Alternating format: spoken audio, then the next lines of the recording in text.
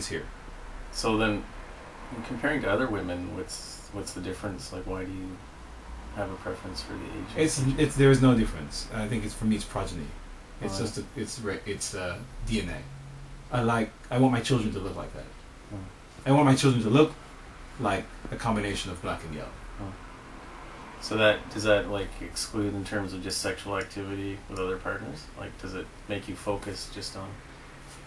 Because you haven't always been trying to make a baby, right? Right. So. But I don't think I'm overtly. I could be. I think given the amount of terminations here, I probably am overtly trying to make a child. Mm. But intellectually, I'm not. Mm-hmm. But as far as sex goes, I think they're definitely more orgasmic. Maybe it's something to do with their physique, their anatomy. I noticed there's a higher percentage of protruding Mount Veneruses. Is that the plural from Mount Venerus? I'm learning these terms from reading your book, actually. Mount Venerai? Mount Venerai? Maybe it's a Mount Venerai, yeah. I was just thinking that, yeah. You're talking about the angle of the pubic bones or something? The V area. Yeah. Right. Sometimes it protrudes. I noticed that with like yellow Asian women, it protrudes. I noticed that there was a correlation between a small posterior and a protruding Mount Venerus. Usually, a big round posterior is mutually exclusive of a protruding Mount Venerus, and usually a protruding Mount Venerus precludes hyperorgasmic tendencies.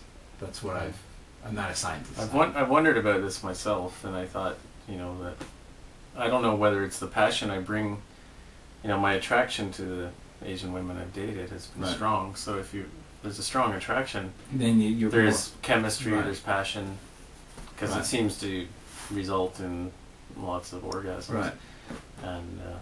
And it tends to be mutual, right? Like the right. women, probably in your case as well, they're mutually attracted specifically. So as well. right. And I think it's physiological, because I've noticed that there have been far more women with a protruding Mount Venerus that were hyperorgasmic than there were women with a large posterior with no protruding Mount Venerus that were orgasmic. That's like all the experiences I've had so far, especially in Japan, with hyperorgasmic tendencies. They all had protruding Mount Venerus. Even in America, like my girlfriends in the West who were hyperorgasmic, who just climaxed very easily, they had protruding Mount Venerus. Venerai, Mount Venerai. So, so you're really talking a lot about procreation and progeny, right? Because that's come to me, only when I decide I want kids, right? Like most of the time, I've been concerned with not having a baby.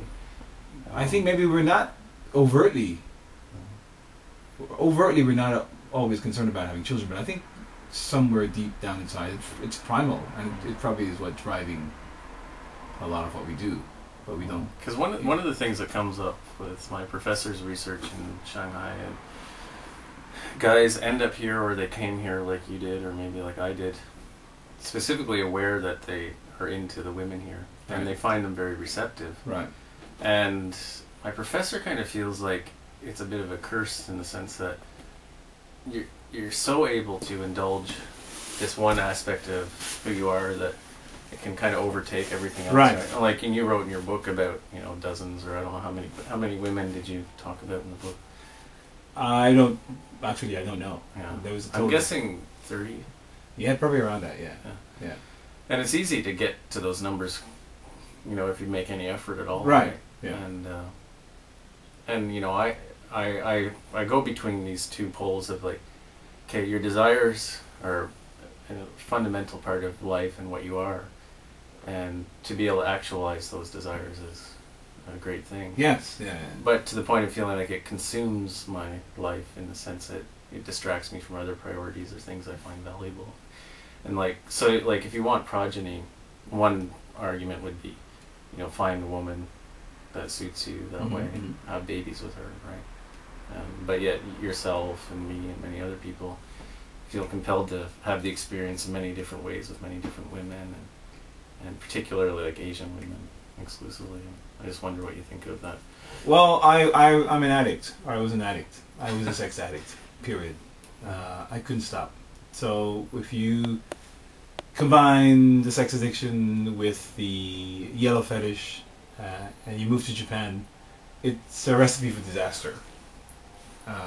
So, yeah, while I might have been covertly thinking about procreation, but there was addiction going on there too. And once I got it, is that the, because I fluctuate between terms like appreciation and addiction, right? You know, on one hand, if you have a passion for music, a passion for art, passion for your job, there's excesses in all of those areas, right? But you could also be entitled to indulge in those things as well. Yeah, but addiction is different, man. Because I mean, the addiction is about not having control, about losing control, and about, even when you're saying to yourself, I've lost control, I am a junkie. Then you wake up, you get out of bed, and or if somebody else comes in bed, or the doorbell rings, and you're like, yeah, let's go, let's have it. You can't stop. That's different from a passion for music or a passion for something. You're like, I love music, but I love Pat Metheny, but sometimes I stop listening to Pat Metheny and listen to something else. Addiction is, I can't stop, or I couldn't stop.